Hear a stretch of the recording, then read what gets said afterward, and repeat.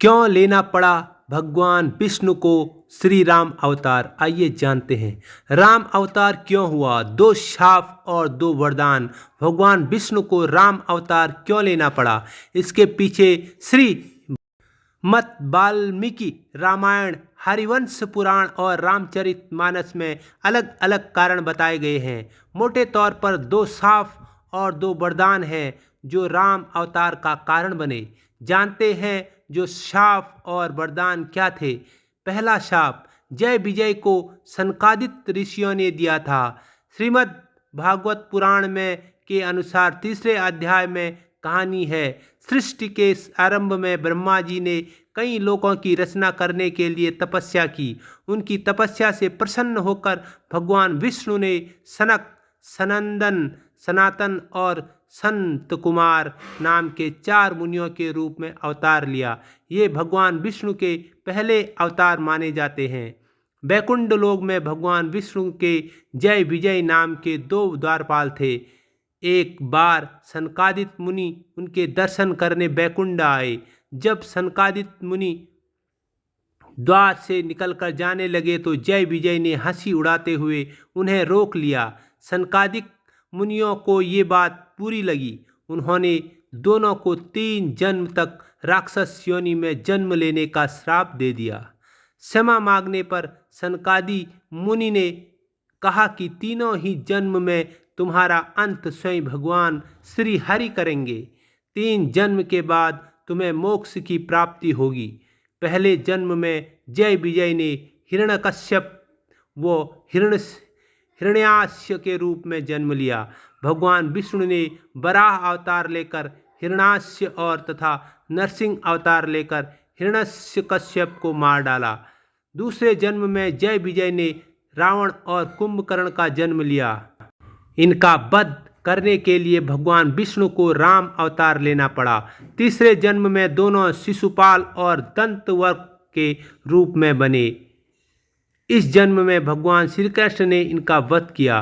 भगवान राम के अवतार का पहला कारण सनकादि मुनियों का श्राप बना। दूसरा श्राप नारद ने भगवान विष्णु को दिया था। रामचरितमानस के बाल कांड में कहानी है, एक बार नारद मुनि हिमालय में जाकर तपस्या कर रहे थे। उनकी तपस्या कई वर्षों तक चली। इंद्र को लगा कि नारद मुनि अपने तप से इंद्र का पद हासिल कर लेंगे। इंद्र ने कामदेव को आदेश दिया कि नारद मुनि की तपस्या भंग कर दो। कामदेव वहां पहुंचे जहां नारद मुनि तपस्या कर रहे थे। उन्होंने नारद मुनि पर काम बाण चलाए। बाणों के प्रभाव से नारद मुनि की तपस्या टूट गई। उन्होंने आंखें खोली और कामदेव की तरफ देखा। कामदेव को ये लगा कि नारद भी मुझे भगवान शिव की तरह भस्म कर देंगे। उन्होंने नारद से माफ़ी मांगी। कामदेव ने कहा कि मैंने ये सब हमारे राजा इंद्र के कहने पर किया। आपकी तपस्या भंग करने में मेरा कोई हित नहीं है। मैंने बस राजा की आज्ञा का पालन किया है। कामदेव से ऐसी बात सुन नारद मुस्कुराए और उसे क्षमा कर दिया। काफ़ी माफ़ी मिल गई तो कामदेव ने कहा, मैंने भगवान शिव की तपस्या भंग की थी तो उन्होंने मुझे भस्म कर दिया था। उन्होंने काम को जीत लिया लेकिन क्रोध से हार गए। आपने तो क्रोध को भी जीतकर मुझे क्षमादान किया। आप तो शिव से भी बड़े सन्यासी हो गए। ये सुन नारद के मन में अहंकार आ गया। वे ये बताने भगवान शिव के पास गए। भगवान शिव ने उनकी बात सुनी और कहा कि ये आपने मुझे बता दिया लेकिन भगवान विष्णु को भूलकर भी मत बताइएगा। नारद ने उनकी बात अनसुनी कर दी। वे सीधे वैकुंठ लोक गए। यही बात उन्होंने भगवान विष्णु को बताई। भगवान विष्णु समझ गए कि नारद को अहंकार हो गया है, उनका अहंकार मिटाना होगा। भगवान विष्णु ने अपनी माया से एक नगर बसाया जिसका राजा था शीलनिधि और उनकी बेटी थी विश्वमोहिनी जिसका स्वयंवर होना था। नारद जब उस नगर में पहुँचे तो विश्वमोहिनी को देखकर ये सोचने लगे कि अब मुझे भी विवाह कर लेना चाहिए। उन्होंने भगवान विष्णु के पास जाकर कहा कि आप अपनी माया से मुझे अपना रूप दे दीजिए ताकि विश्व मोहिनी अपने स्वयंवर में मुझे ही चुन ले। भगवान विष्णु ने नारद का मुंह बंदर जैसा बना दिया।